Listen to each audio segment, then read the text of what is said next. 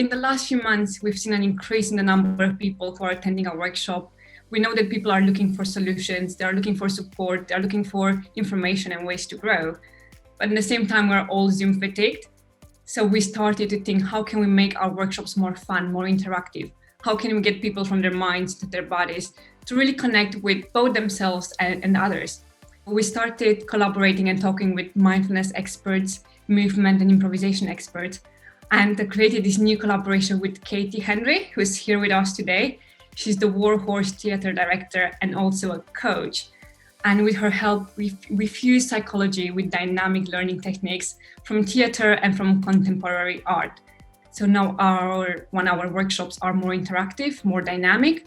And then we also have additional video resources for the people who want to dive deeper into the topic. The kind of key elements that I've brought across from theatre and from the West End is a sense of play, improvisation and connection, which are kind of the cornerstones of performance, if you like. So obviously playing, we know what play means to play as a child, which is really about kind of exploring something without a particular outcome in mind.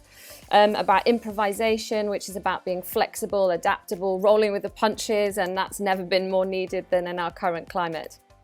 And connection, which is about connecting to yourself as a performer or a creative director, connecting with your fellow actor on stage, and connecting with an audience. And so I guess those three elements really are what I focused on bringing to FeelGoodCo and helping you guys redesign your workshops to make them much more interactive, much livelier, much more about connecting to yourself and hopefully other people. You know, ultimately it's about engaging participants and inviting them to be really present in the moment they're in. And I think we spend so much time in our heads in the future or the past, and obviously when you're performing, your body can only ever be in the moment that it's in. And so what my job as a director is to help the performer to get really present, and that's when you kind of bring the best of the kind of full range of who you are in terms of spontaneity and a sense of connection and play and all of that great stuff. So I think really what you're brilliant at doing as a presenter and a coach is about helping the participants get really present in the moment and really reflect.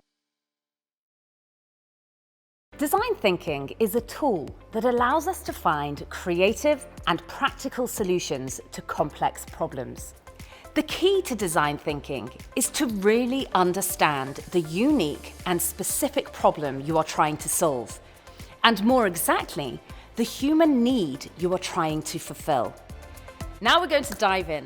It's time to grab paper and pen so that you can make notes from each section. Let's get started. We're going to carry out the workshop in 3 parts. We're going to awaken our minds. We're going to distract and disrupt our thoughts and our habits, and then we're going to put our designer hats on and start designing. I'm now going to ask you to do something a little bit different, and I'm going to ask you to stand up. Put your hands on your hips and feel your hips. How are they feeling? Loose, a bit wiggly, a bit tough? Right, well, we're definitely going to loosen them up now as I invite you to write your name with your hips.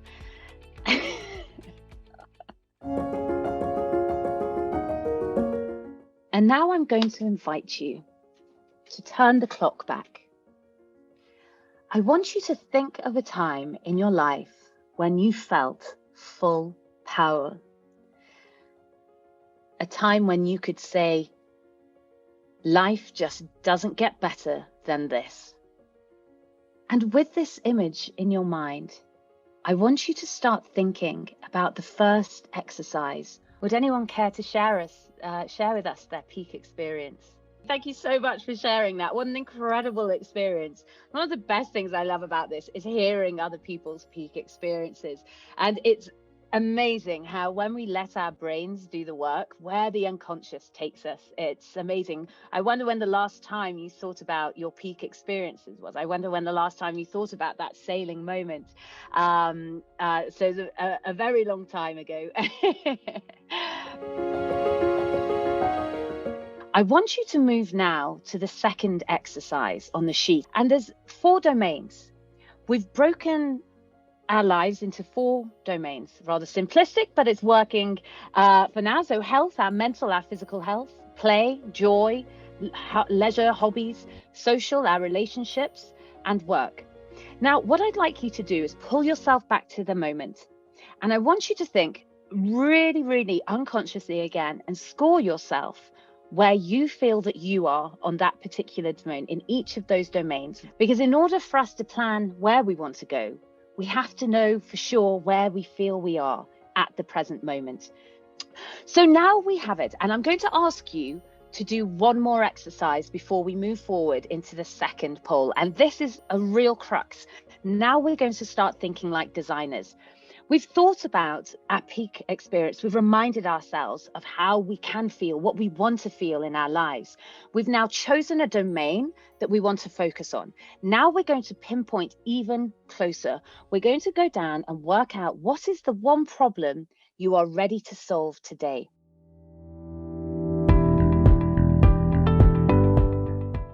Generally, it's the things we do repetitively that matter the most. So I want us to think about our daily habits. And I want you to think about from the beginning of the morning to the end of night, the things that you do every day. Now, think about that domain. I'm thinking about joy. You might be thinking about health. You might be thinking about career. Now think about from the moment you wake up, is your habit holding you back, pushing you towards 0, or is it propelling you to 10?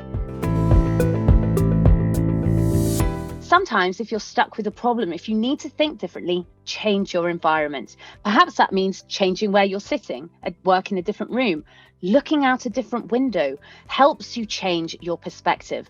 And one really important way to do that is with the help of music. As you're listening, I want you to think about that problem that you've written down on the left and see how the music helps you trigger a change in your attitude that helps you find the pivot. So guys, congratulations, you've now completed the second part of the workshop today. You have awoken your minds, your body, you've pinpointed this one problem that you can work on today, and you've decided to pivot your habits and your thoughts so that you can start propelling forward. Well, now we're going to put our designer caps on, and what we're going to do now is something called ideating. I want you to throw out as many ideas as humanly possible of how you can propel yourself from where you are now to number 10. How do you solve that particular problem?